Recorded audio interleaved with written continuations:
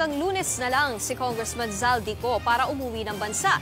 Ayon sa DOJ, kasalukuyang nasa Europe ang kongresista. Narito ang express report ni Gio Robles.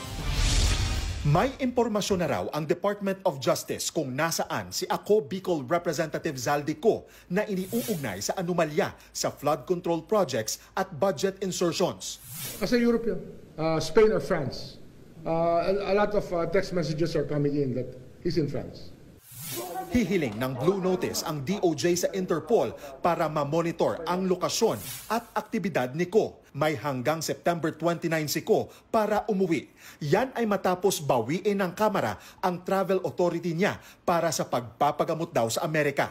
Sa sulat ni Congressman Ko kay House Speaker Boji D, tiniyak niyang babalik siya ng Pilipinas at haharapin ang mga akusasyon sa kanya. Wala raw siyang nakuhang kickback sa mga proyekto ng DPWH. Mariing itinanggi ni Ko ang tila pinalalabas na siya lamang ang nagpasok ng umano'y budget insertions sa 2025 General Appropriations Act. Paliwanag niya, dumaan sa tamang proseso ang bicameral report at ang 2025 budget at parehong inaprubahan ng dalawang kapulungan sa plenaryo. Kabilang si Ko sa mga inirekomenda ng National Bureau of Investigation na isailalim sa case build-up para kasuhan kaugnay sa umano'y katiwalian sa flood control.